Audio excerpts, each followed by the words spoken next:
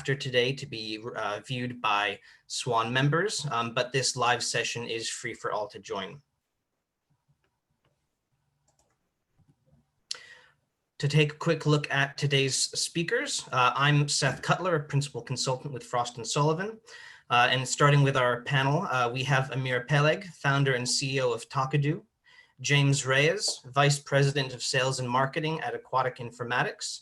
James was unable to make it here live with us here today, so he does have a pre-recorded video, but we have his colleague, Dave Stadelman, who's also in Sales and Marketing that can handle any questions at the end in a live setting. Last, we have Celine Heyer, Senior Vice President at Arcadis, and Eric Bindler, Research Director at Bluefield Research.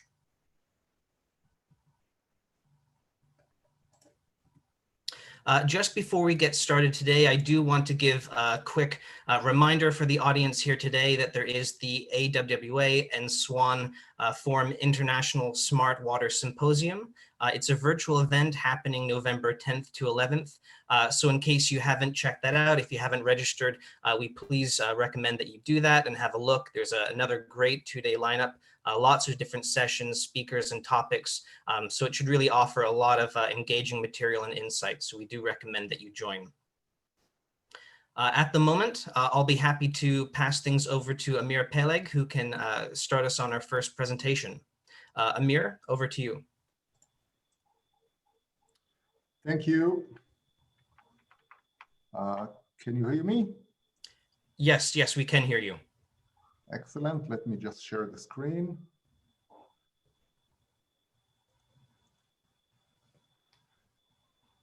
Seth, can you see the presentation? Yes, we can see. So feel free to begin. Okay, excellent. So hi, everyone. Good morning, good afternoon, good evening. The topic which I would like to talk about is the link between regulation and innovation. Somehow it sounds like a strange connection, because regulation comes with, government and offices and laws and bureaucracy, and innovation is all about agile and creative ideas and so on and so forth. However, from my perspective, there is a link, especially in the water sector, which is heavily regulated, and I would like to touch on a few of those points, or at least from my observation. So just one slide to say where I'm coming from. So TaKaDu has been around for 10 years, actually more than 10 years. I've actually been one of the early pioneers in data analytics in the sector.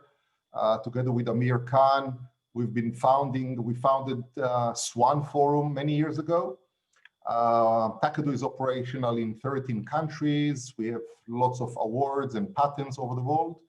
And the main thing about our solution, which is doing central event management, providing one dashboard to detect and manage all different network events and incidents such as leaks and others. So it's all about using data, using analytics in order to reduce water loss, to bring operational efficiency, digital transformation, and in a way to provide visibility so that the utility could be proactive. And I remember, it's important for me to say where I'm coming from, because I'm not a water tech. I'm not a water engineer. I was not in the water sector until 10 years ago, and I'm an entrepreneur. So by nature, for me, innovation is not just about a eureka moment. English is not my mother tongue, but I do understand the difference between innovation and invention. And I think that when you look for innovation in the water sector, you need to look for this ecosystem. It's not just enough to think about a brilliant idea. You need to have all the surroundings in order to support that idea or this market or that entrepreneur behind. Because at the end of the day, you're talking about a problem, in this case, drought and water scarcity. And the role of the entrepreneur is to show how he can take that problem and that challenge and turn that into money, into a business. Because you need to create some sort of a business environment with some justification and a certain ROI, so that you will attract some investment and some capital in order to move those wheels from the previous slides. You need to recruit people, you need to rent an office, you need to buy some computers. So it's only through this triangle of having the human capital, the entrepreneurs inside, the market, the problem, and also some dollars, that you can start and create that environment. There are many other factors that needs to be there. Lawyers, accountants, different type of ecosystem for the investors, etc., etc. But the three components, this innovation triangle, is market, capital, and the human factor. And from many aspects, people say that necessity is the mother of innovation. And you can easily see that in the water sector. Wherever you have droughts and water scarcity, such as in our case in Israel, or in Australia, or Spain, or California, you see there is a certain push for innovative ideas, for new startup, for new ventures. And even with all those water scarcity and drought, you still do not have enough new ventures and innovative ideas in the water sector like you have in cybersecurity or in food tech or in health tech. And one of the reasons is that there is a missing link, and the missing link is the capital. There is not enough money invested in this sector, not enough money invested in water ventures. Because clearly, the water sector is not really attractive to most venture capital funds and to most investors. And I'll touch on that in the next slide. And that's where regulators could really help. And here I'm starting to create that link, because we do know that the water sector is a regulated sector, is mostly public sector. And that's where the regulator can help in three avenues, which I've listed. Hold on. The first one is to push the utilities. If you push the utilities and you start to push them into becoming more efficient, or you push them in order to reduce their operational cost, or you push them in reducing the price, at the end of the day, they will be pushed to bring some innovative solutions. The second thing, regulator can help investors, can match up their investments, can give them some investment, can give them some support in connecting to their market, and so on and so forth. There is a lot about it, and that's the easy way for regulators to help. And the last thing is also to invest government money. So there are lots of cases where you have some water dedicated funds, and the local governments or the local regulators are contributing money into this pot. There are plenty of reasons why not to invest and why not to put capital into new ventures or innovation in the water sector. Most utilities are public, and public immediately means slow and risk averse. Others are saying, well, it's a non-competing sector, so where's the interest or the incentive for the utilities to change? There is the lack of young generation that is always promoting new ideas and is excited about getting new tools and change things. And last, very long sales and deployment cycles. So, I remember when I presented the idea of TaKaDu to investors, they said, well, it will take years until we'll see some good returns. Things are very slow in this sector. And if you look on the drivers of the sector, almost all the drivers, and this is from a high-level global perspective of the sector, if you look at that, you see that most of the important drivers has to do with regulators. The demand for quality service. People expect today to get 24/7 high-quality water. You see the increase in consumption. In the last 100 years, on average, per capita, we are now consuming twice as much water as 100 years ago. Population growth and aging infrastructure. How does all those parameters compute, and how it all, how can we find the equilibrium to meet all those things? And everything has to do with the regulator that can, in a way, give that incentive for new ideas. And if I want to give you some examples of things that I've been witnessing in some of the countries that we've been dealing with. Australia, I think it happened to the people in Victoria already twice in the last couple of years, that the government instructed all the utilities to chop off $100 off all the water bills within a period of 2 years or 3 years. So if you think about it, all the utilities within a period of 2-3 years they will reduce their revenues by 100% of each water bill. That's a lot, and they still need to make money, and they still need to be above the threshold of breaking even and being profitable. So it pushed all of them to become more efficient and to look for new ideas and to search for efficiencies. In my country, in Israel, since 2008, there is a government decision to establish a new entity, or it's not new anymore, called Israel New Tech, with budget, with team, that all their job is to help water innovation, to promote Israeli water innovation, to create links between utilities and new water ventures, to invest, equity investment in some water ventures, and so on and so forth. And that body brought a lot of success to many of the Israeli water technologies. Look at what Germany is now publishing. Even Germany, so it's not just about water necessity and water scarcity like Israel or California or Australia. They see that there is a paradigm shift and they need to make some investments in water management to become more efficient because there is a risk. The risk in this drought and global warming. And last is this whole concept of PPP or privatization. I know, there are lots of examples from wherever the water sector became private. Not all of them are successful. But for example, in Brazil, when the regulator started to release the law and to allow privatization, areas and cities that had very poor water service of only a couple of hours a day, suddenly they have 24/7 service. Now, it's not just about an investment. It is because those private entities started to bring innovative ideas and started to bring the latest technologies and started to recruit young generation. So from my point of view, I just wanted to give that review that the pressure and the different support that the regulator can give into the sector is a true enabler for innovation. It's very difficult to do those innovations without it.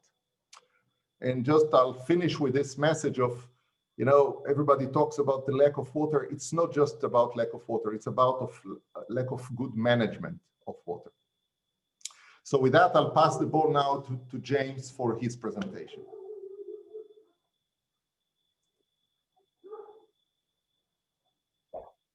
Hello, my name is James Reyes. I'm Vice President with Aquatic Informatics, and I'm excited at the opportunity to share with you a few things today. Number one, I'm going to tell you a little bit about Aquatic Informatics, who we are, what we do, and what our vision is as an organization. Number two, I'm going to talk a bit about our perspective on how we see organizations approach innovative procurement, and more specifically, their data to knowledge journey. Having worked with over 1,000 organizations, I'm going to share with you the 4 transformative milestones that our customers strive for in their efforts to derive knowledge from data. So let's jump in. So who is Aquatic Informatics and what do we do? We're a mission-driven company and we build software that helps utilities, municipalities, and federal organizations improve water data integrity, streamline regulatory compliance, and at the end of the day, strengthen resilience. We work with over 1,000 customers across 60 countries, and we've helped our customers track, analyze, and share hundreds of millions of water data measurements and sample results across multiple test locations. The stat, though, that we're most proud of on this slide is our certified B Corporation. We've been a certified B Corp since 2014. And for those of you who haven't heard of this certification, B Lab is a nonprofit organization that recognizes companies that are not only best in the world, but best for the world. And this certification is important to us because it really ties into our mission as an organization. And that mission is to organize the world's water information for faster, better decisions. And we're pretty passionate about this given the uphill challenges that I know many organizations face. So what do those challenges look like? Well, to set the context, now more than ever, data management is becoming a critical priority for our industry for a number of reasons. Number one, We simply don't have enough money in the system to fix all of our challenges, whether it's pipe replacement or aging infrastructure. There's simply not enough money. And what that means is the need for additional data and additional information to make better decisions is critical. You know, a couple stats here. What's interesting is the volume of data that we're managing today is growing exponentially. In fact, just over the last 2 years, we've collected 9 times more data than all of history. Think about that for a second. That said, regardless of the amount of data we've been able to collect, we're really not using it to our full benefit or to its full potential. Less than 0.5% of all the data that's ever analyzed is used. The third point here is that 88% of utilities have not implemented a comprehensive data management system. So when you think about these challenges, where does one even begin to start?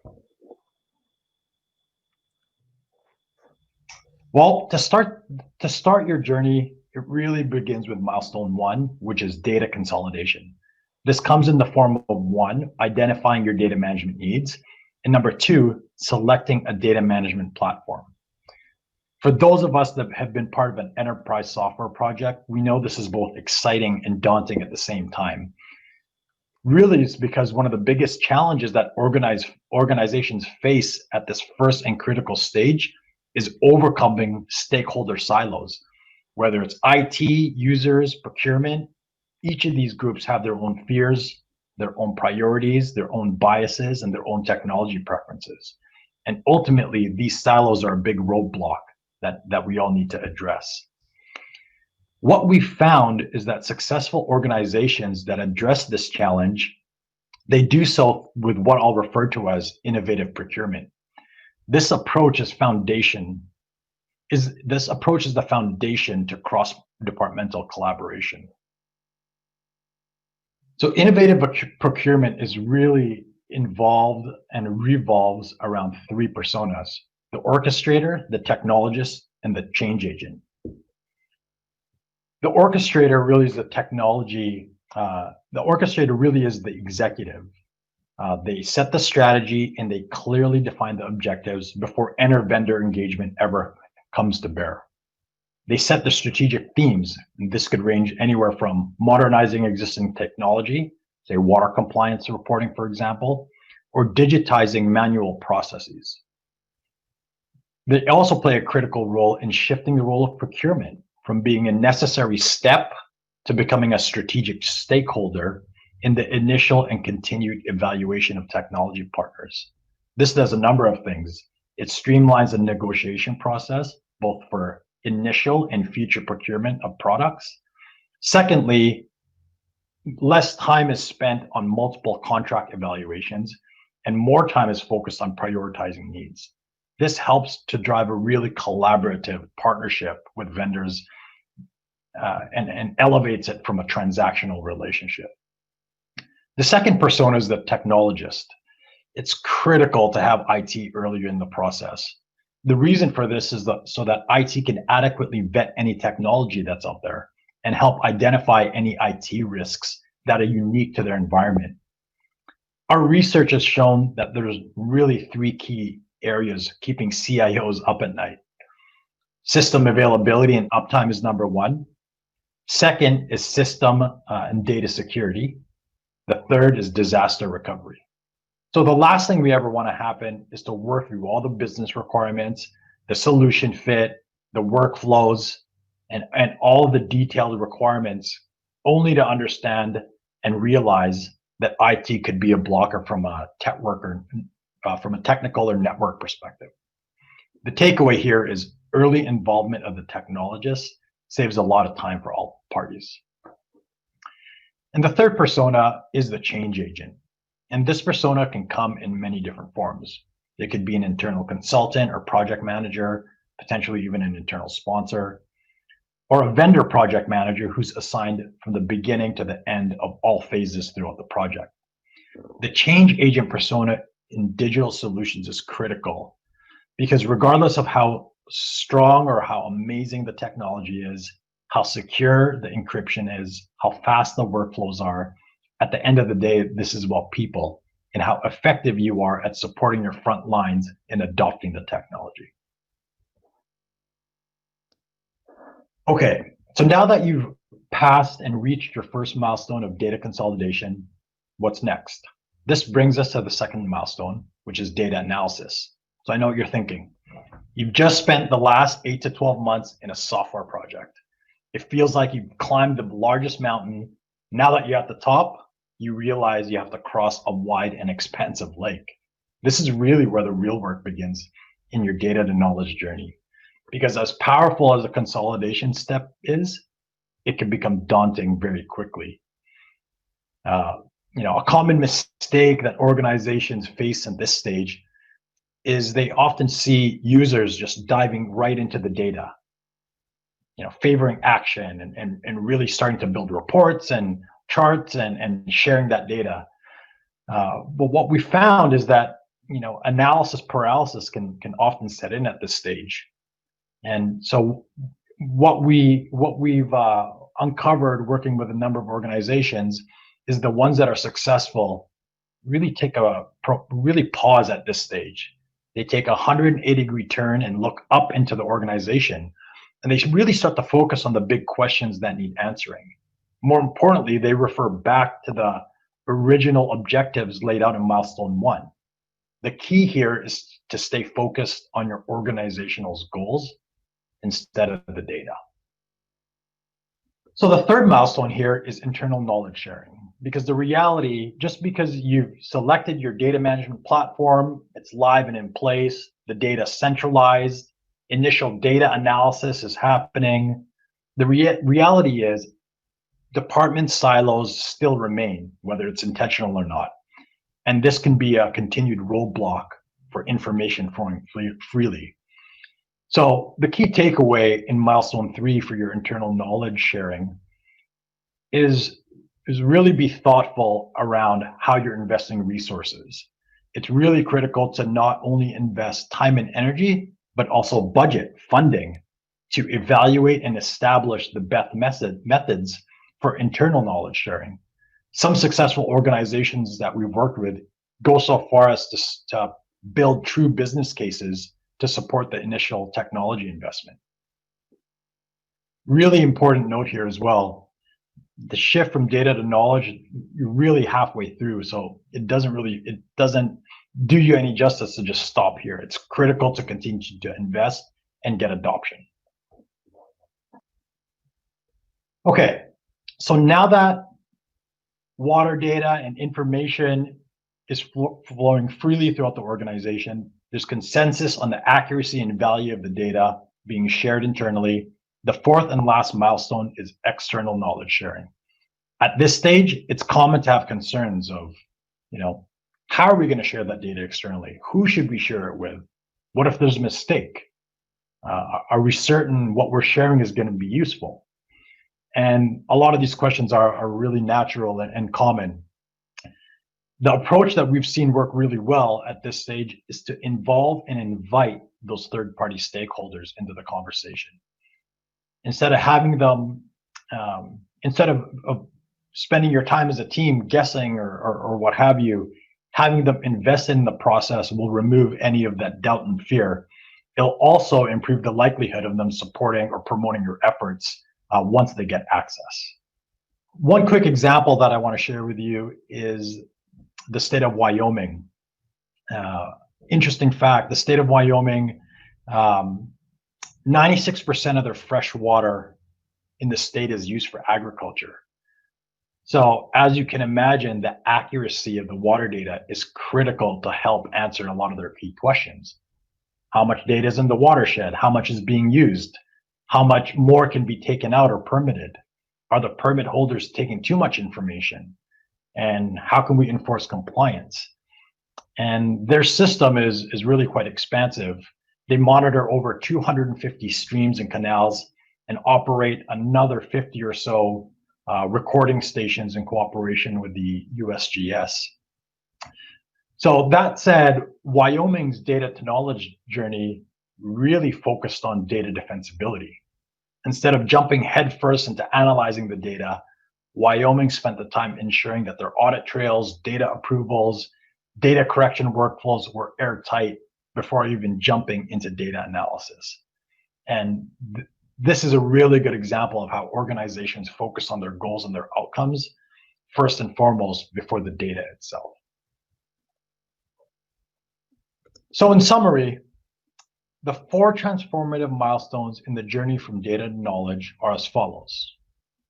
Number 1, take advantage of the opportunity to consolidate that data onto one platform and really break down the silos in the organization. Milestone 2, data analysis. Focus on the right starting point, your organization's goals and objectives, not the data itself. Milestone 3, internal knowledge sharing. Start small, be purposeful, and invest in specific cross-functional or multi-team projects. And finally, milestone 4, external knowledge sharing. Invite the third parties into the conversation. Thank you so much, and thank you for having me today.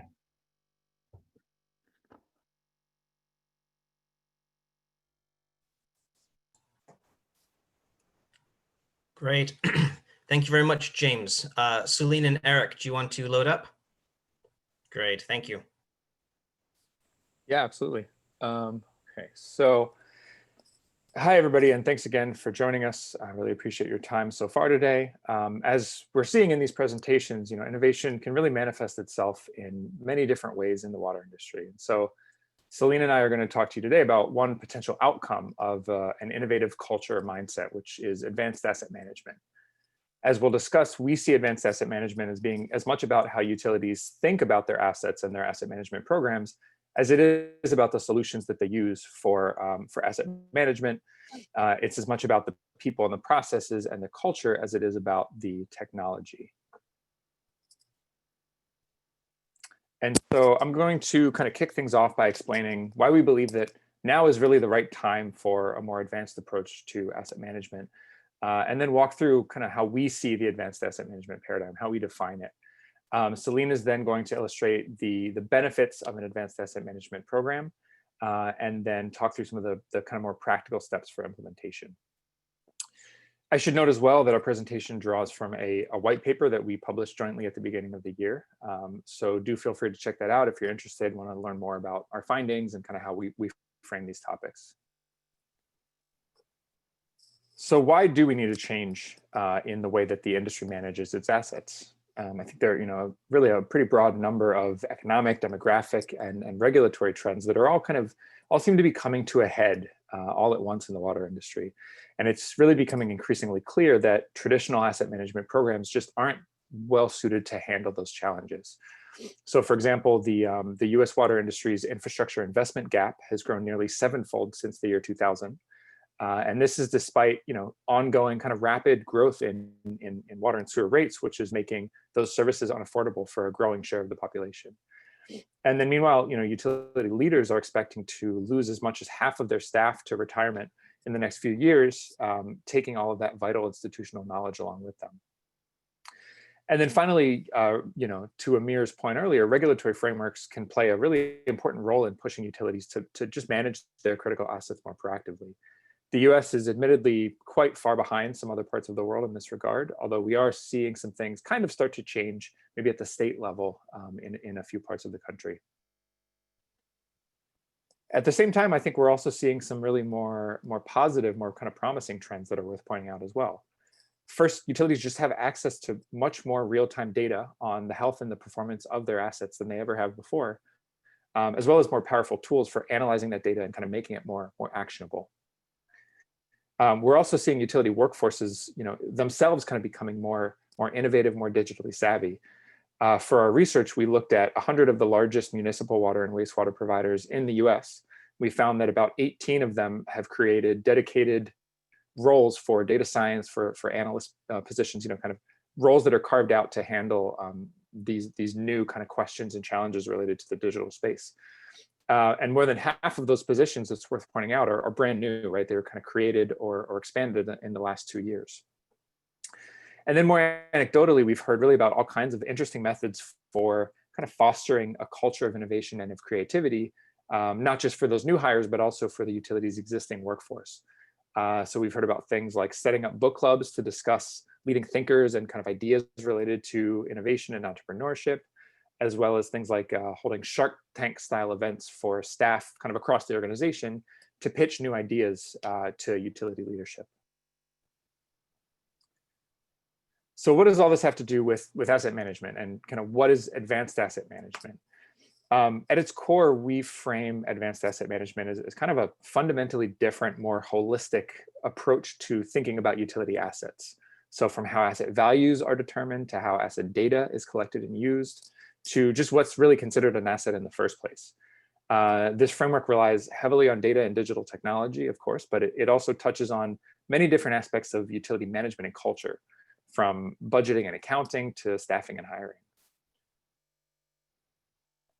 And so in our view, there are really three core differences that distinguish the advanced asset management regime from kind of more traditional asset management programs.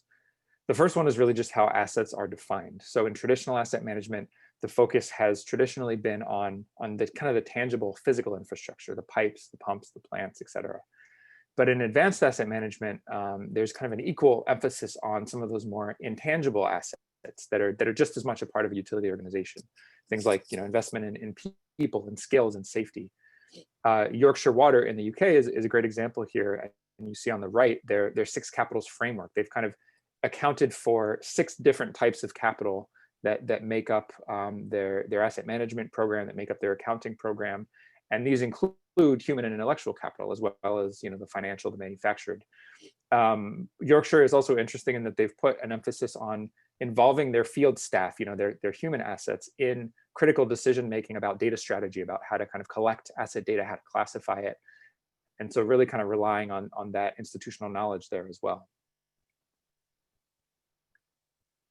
The second key tenet to point out about advanced asset management is the use of kind of open real-time data for decision-making, rather than relying heavily on historical snapshots or industry standard assumptions. Some cross-industry studies that we looked at for our research show that only about 18% of asset failures actually follow those kind of industry standard time or usage-based depreciation patterns, which really means that a utility is going to be a lot better off using accurate, up-to-date real-time data on their own assets, their own asset condition and performance and health, than on those kind of industry standard assumptions. The challenge, which I think James articulated really nicely in the last presentation, is that much of utilities' existing data is stored in these departmental silos that are really poorly integrated with one another. And it limits that ability to see kind of the full picture of asset operations and health and condition. Halifax Water in Nova Scotia, Canada is a good example of a more advanced approach here. Since the early 2000s, they have kind of put all of their SCADA data in a central database, which is accessible to anyone across the organization, which kind of in turn enables engineers, financial planners, other people involved in asset management to use that kind of critical operational data for their longer term asset management and planning purposes. And then the last point that I want to make is just that traditional asset management, typically involves decisions on the basis of upfront CAPEX considerations alone. But under the advanced asset management regime that we're kind of proposing here, the focus is much more on optimizing the total life cycle costs of a utility's asset base. Some studies that we've looked at again for our research shows that OPEX costs like labor and energy can account for as much as 75 to 85% of a water asset's total life cycle costs. So there's really significant cost saving opportunities for adopting this kind of more integrated TOTEX-based approach to asset management and planning. Again, optimization and decision support software and real-time data, all of this kind of technology can really help here, but the broader shift that we're talking about that we need is in terms of a mindset and culture, in terms of adopting that more holistic framework for understanding what an asset is and what the asset life cycle is, and what asset investment decisions, kind of the time horizon there. So with all that in mind, let me turn it over to Celine to explore kind of how to put these principles into practice. Eric. So utilities are implementing advanced asset management. It's not because of regulations, at least in the US, but most of the time it's really going to be around cost savings, and the utilities trying to do more with less, right? So trying to address some of the drivers that Eric was mentioning around rate affordability and restrictions on getting rate increases, things like that. So we've seen the deployment of digital asset investment planning and risk assessment tools really start to pick up speed. Some of the research that Eric has done has shown that over the last 5 years, there's been about 40 implementations and only about 11 in the previous 5 years before that. So, you know, using this innovative mindset and tools can really save some dollars, right? So if you take a look at our graph there on the CAPEX side, we have it estimated that there's about a $17 billion worth of savings that can be had over the next 10 years by trying to really prioritize and optimize where you need to spend money. And the savings also can include OPEX or your O&M budget. So by optimizing labor and equipment for your O&M activities, keeping your critical assets in optimum condition, we see that there's a potential for about a 30% savings annually just on the labor and chemicals and repairs, and then a 50% potential energy savings in your operating budget as well. So definitely some important points for utilities that want to try to drive towards this. Next slide. So I want to talk a little bit about a case study that I've been working on. And it's interesting because this is not driven by regulation. So San Antonio, Texas is trying to figure out, you know, how do I proactively start to plan for replacing their water mains? And they have over 7,000 miles, so pretty large system. And they're doing this because two reasons. They want to get ahead of the problem. They want to use some innovation. And they kind of also had some lessons learned where on the sewer side, they ended up into some regulatory issues, and they now have a regulatory driven program there, which is, you know, much harder to be innovative and control once the regulators come in. So this is proactively planning for 7,000 miles of water mains. You can see by the graphs there, it's quite a variety of diameters. They have both distribution and transmission. A lot of different materials, some of the older, poorer performing materials like asbestos cement, some of the newer materials like PVC and HDPE. And you can also see the timeline there. So we've got pipelines from 1910 to 2019. Relatively, they're not an old system, not like some of the systems that we see up in the Northeast, but they've still got pipe that's, you know, coming towards the end of their useful life. And, you know, they need a proactive plan here. Next slide. So looking at from an innovative standpoint, the utility really thought about, you know, how can I leverage some of these you know, fairly lower cost software options to help do this replacement program. And so we've leveraged a couple different packages as part of this program.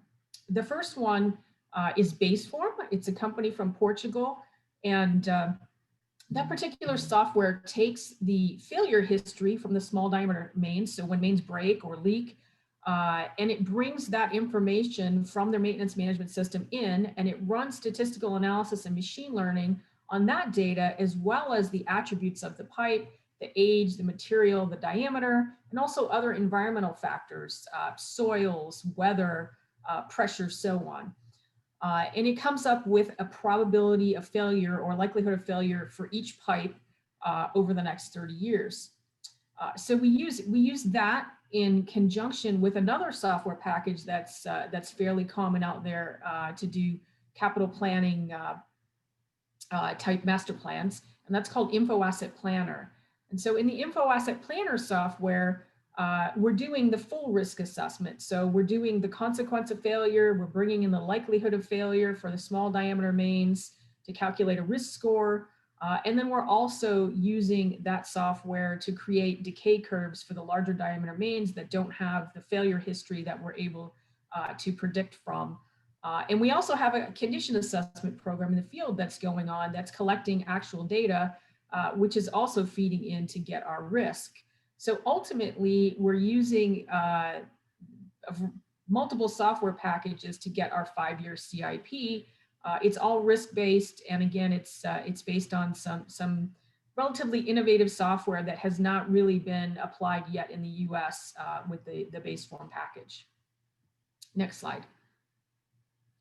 So the results of this are, we have more of an optimized 5-year CIP and an understanding of long-term financial needs. So using this approach, we have utility-specific data and predictions, right? So we're looking at their failure history, we're looking at their materials, their environmental factors, we're not using any industry standards, and we're pinpointing replacement areas. So you can see on the map here, we're not doing whole subdivisions just because we think that the pipe is all the same age or, some institutional knowledge. We're really pinpointing where we believe the pipes are going to be failing and doing much more economical projects and leaving the pipe in the ground that still has life left.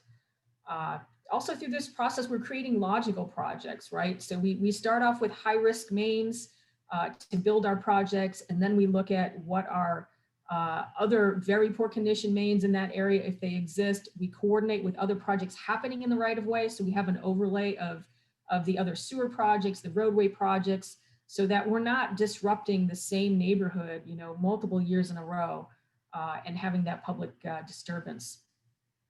The tools also can really be easily revised. So we have a funding profile there in the graphic. The red line is the risk profile over time, and the green bars are the funding that's required to keep that risk in control. And as our funding changes over time, we can figure out which projects need to move forward and backward, and also how that funding profile may change. And it's a continuous process as failure data comes into their maintenance management system. It can automatically be updated into the base form software. As we get more condition assessment data, all of that data feeds in, and the model can continue to keep running. Next slide. So really, how do you get started on this pathway to advanced asset management? It's not about data, and it's not about engineering. It's more of the people side and the strategy side. So really, you need to know who you are at your utility and where you're at. And typically, asset management is driven by strategic plans. So if you haven't updated a strategic plan recently, that's a place to definitely start to understand your goals and objectives and how those flow down to how you need to manage your assets. You can also do a maturity assessment. The Institute of Asset Management offers some tools around figuring out how mature you are in the various elements of asset management.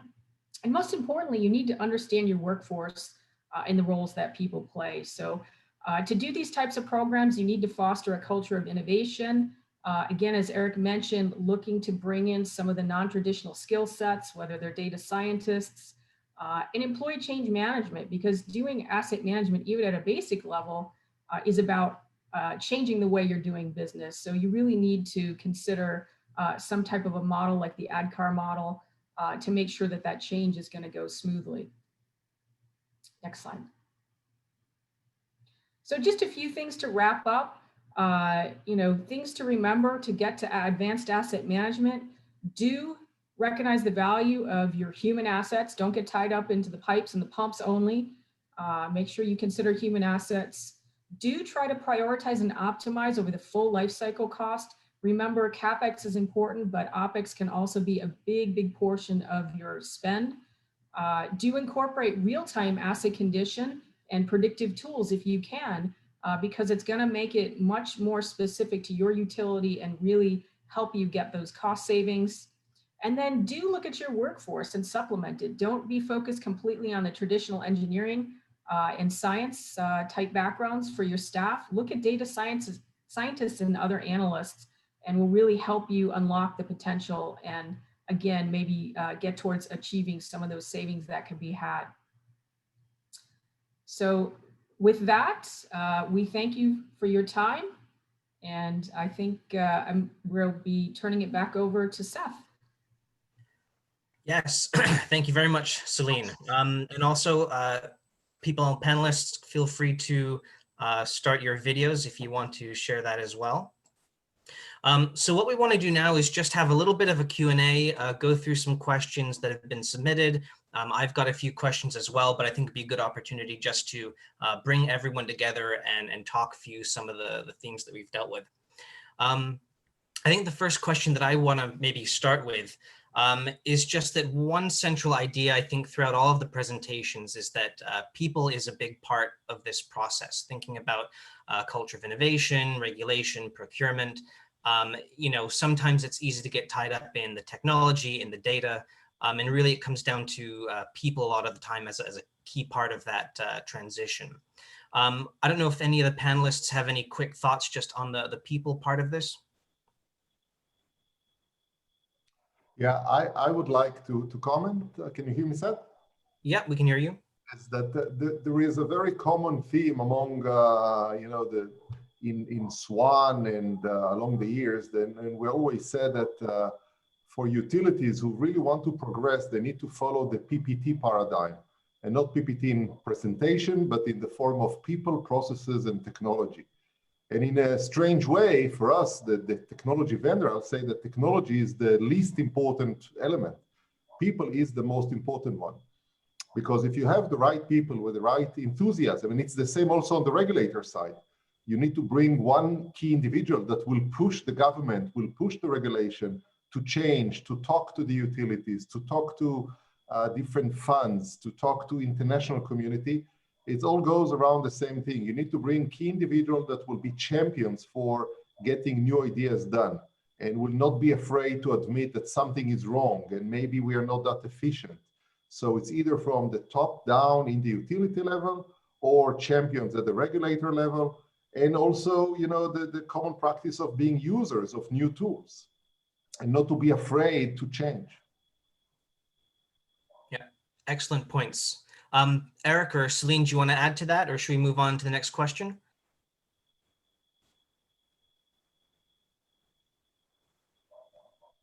All right, go to the next one. So one thing that I think is interesting, and it's touched on a little bit just in the presentations as well, but just thinking about the United States, certainly the context globally with other countries, comparisons, maybe even thinking about California compared to the rest of the United States. You know, a lack of regulation or maybe an underdeveloped regulatory framework can sometimes be a disincentive for innovation. Are there ways that maybe we can think about global situations that can help improve the culture and kind of the state of innovation when we're thinking about regulation?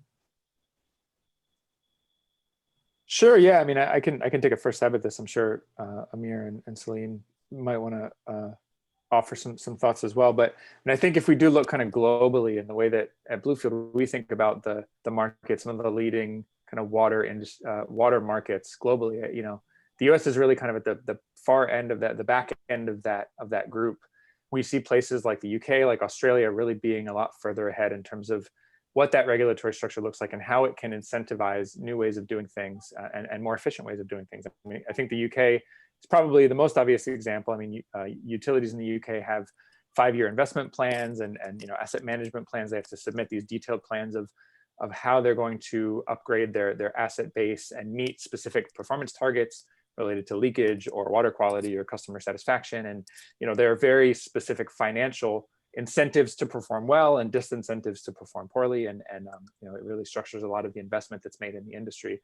It's also worth pointing out, I think that that concept of TOTEX that I mentioned really was pioneered by the UK water utility Ofwat in 2013. And so a lot of that type of longer term kind of more full asset lifecycle thinking is born out of the kind of UK experience. The other one that I wanted to point to was Australia, and there's a lot of really interesting things happening at the state level, at the national level and at the state level. But there was a new policy just released in New South Wales just a few months ago in July for kind of statewide smart infrastructure policy that sets these minimum requirements for any major infrastructure project over a certain dollar threshold to think about inclusion of, you know, smart technology, data collection, data governance, cybersecurity, really kind of forcing everybody in the industry, utilities and contractors alike, to kind of think about how they'll handle these processes going forward, both to improve, you know, outcomes at the kind of engineering and design and construction level, but also into the operations and maintenance and kind of asset lifecycle phase of those assets. So maybe I'll second what Eric was saying. And obviously, without saying anything bad about the US, I have to be politically correct here, but I'll say on the positive note, and I will reinforce what Eric said about Australia. We have massive activity in Australia. And I'll just give one simple example. Again, it goes to the people's factor. You know, in Australia, you get some comparison, even though all utilities are public, they're all owned by the government, the state government, or a few of the regional councils. They create some sort of a competition, a hidden competition between the CEOs and the board of directors by publishing every year some sort of a ranking. Who is more efficient and who is less efficient? And by different factors, you know, just response time to customers and downtime of the network and water loss and few other ingredients related to network efficiency and cost of water and customer response, et cetera, et cetera. And guess what? Again, it's the people factor. No CEO would like to be last in this ranking. So he's taking some actions. And even if some of those factors, everybody bluff and do not report the right numbers, that's where you see it all over the world. But if you do it over time in a consistent manner, you create a little bit of a competition in this non-competing water sector. Well said. This is Dave Stadelman, Aquatic Informatics. Just like to augment what Eric and Amir are saying. You know, with Aquatic Informatics, we have software solutions that are purpose-built for regulatory compliance. So the regulatory framework certainly plays a big role in the problems our customers are trying to solve. But what I would say is that it's really the customers that have the most success with investing in software platforms and tools are the ones where the regulatory compliance factor is a part of the puzzle, but ultimately it gets back to that people part of it and the goals that those people and the organizations are really trying to address. Regulatory compliance is a part of that, but what are the other goals and what are the other aspects of your organizations and the sharing of data, you know, within and without that are really going to drive organizations forward, you know, as innovators, as leaders. You know, the regulatory compliance, sure, got to have that. That's a necessary component all around the globe. In some places stronger than others, of course, but really it's how else can we leverage the effort in the tools that we're looking at to make our entire organization better, not just regulatory compliance. Seth, there is a question here from somebody from the attendees, from Tim Berry, and I want to touch on his first question about examples where governments have been successfully lobbied for funding. And I could, you know, immediately out of my head think of three. Obviously, in my place in Israel, already more than 10 years, there is a special fund by the government to support different water ventures. And if you apply to those funds together with the utility, they're actually basically saying, look, if a utility comes with an entrepreneur with a good idea, we'll pay for that pilot and we'll help you later on to publish it worldwide. So it's both money and some sort of a marketing support. That's first thing. The second thing is the EU. If you go to Horizon 2020 and even now the new funding in Europe, so it's not a specific government, but it's the EU funding, but they have dedicated funds for water and for green ideas. And you can get lots of, and it's not even on equity, it's grants. And last, which is also some sort of a government, and you can see example in the World Bank. And with some of their investment through the Inter-America Development Bank or Asian Development Bank, you have lots of programs, or at least few, dedicated to water issues. And I guess, Amir, building on that, what provided maybe the change in places like Israel or the EU where they're looking to push these funds? Is it just to shift towards a more long-termism approach and trying to kind of get away from that short-term thinking? What kind of helped to maybe set up these funds or kind of initiate that process? Decision back in 2008, viewing long-term position of promoting the water sector, seeing this could be a sector that Israel could gain a lot of export from to export the knowledge and the combination of entrepreneurship we have here and water scarcity and water solution. So let's turn that into a real growing sector. And the government understood that they need to be involved and they need to inject some help and money and contacts and leverage on all the network of commercial attachés worldwide. you do not have too many governments that do that. Perfect, thanks. And just to make everyone aware, there is a form link just for a quick survey feedback. So feel free to click that link and just offer some of your reflections on today's session. Maybe just one more question as well. I know we have one other here.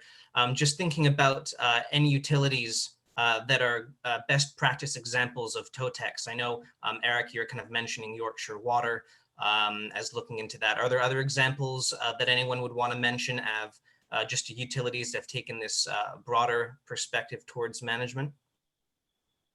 Any UK utility. I know we've done projects with Scottish Water, Thames Water. They're really the pioneers of this whole TOTEX concept. You know, in the US, I think people are kind of sticking their toe in the water a little bit as some of these various software packages are available at reasonable prices. But again, it comes down to the leadership. I mean, in terms of the successes and where you see innovation, it's really about the top leadership in those organizations. So, you know, some utilities actually have like an office of innovation or a particular position around innovation. I know like DC Water, WSSC, they're very advanced in terms of trying to get that innovation, and it comes from the top leadership. Also, the Water Research Foundation has been working on a project around innovation with multiple US utilities and trying to figure out, you know, how do you get that culture of innovation embedded into a municipal environment? Because, you know, there's certain elements of a municipality that are kind of contrary to innovation, right? So they're risk averse, don't like to be kind of on the bleeding edge, all of those things. So there is an interesting study and group that has been looking at that. And I think there's about 20 plus utilities that are part of that that innovation group that's part of the Water Research Foundation that'll be wrapping up at the end of this year. And they will be publishing a report. So I think that would be, you know, very good source for others to take a look at and see, you know, how can I make this work in a government municipal type organization? And again, really the leadership is the first ingredient, but I'm sure there might be some other insights in that report. Perfect. Thanks, Celine. So maybe just as a last wrap up point to all of the panelists here, just maybe thinking about some final thoughts. You know, we've been discussing about regulation, procurement, culture of innovation, talking about you know, risk aversion, thinking about TOTEX, thinking about how to generate funding, thinking about different frameworks that we can kind of institute and employ in different parts of the world. Maybe Dave, just starting with you, do you have any final thoughts, maybe just on the overall topic here? Yeah, thank you. First of all, thank you for the opportunity to be part of the presentation. This is really, really great stuff that the group covered here today.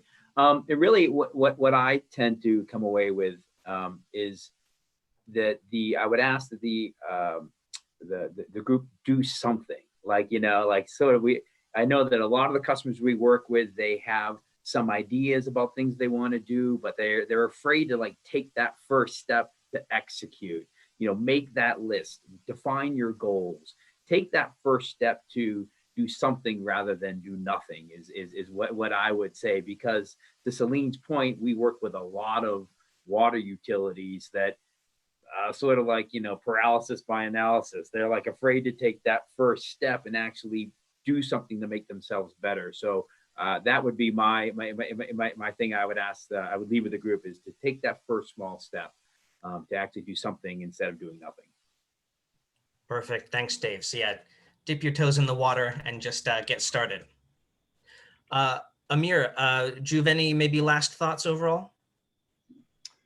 I want to touch on what Celine said, and I think the last point is, instead of trying to invent this whole innovation ecosystem, which are big words, and it's quite tricky, you know, in this triangle, which I said that you need to bring an entrepreneur, present him with a problem, and get some capital there. Each entrepreneur doesn't have the ability to do everything, and it's up to the government or the regulator to try and stimulate that.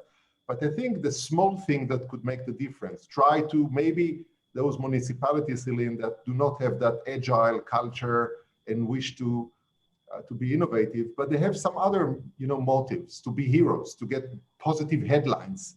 So if you somehow bring that together and sync what's their motivation into this innovation culture, this could work, at least in the US. I mean, in other places, like you said, in the UK, that's a whole different thing because everything is private, big entities, and the regulator has this 5-year cycle. Australia is different as well. Chile is different. But if you talk about the US and the public sector, you need to think what will be the small things that will make the move. Yeah, I think that makes sense, and not to be bogged down by overthinking this, really thinking too big. It's really trying to be specific in what are some actual action items to tackle. Celine, do you want to jump back in? I can finish up with Eric. I'm sure. I would just say, regulation is not always the answer. The small amount of states that have put some requirements in place for asset management plans, people write them because you have to, but you still need the motivation to do something more with it, right? It's just a paper document. And then there are utilities that need to have the funding with the requirement. And I think Michigan is a good example of that, where they had, the scare with Flint, Michigan and the water quality.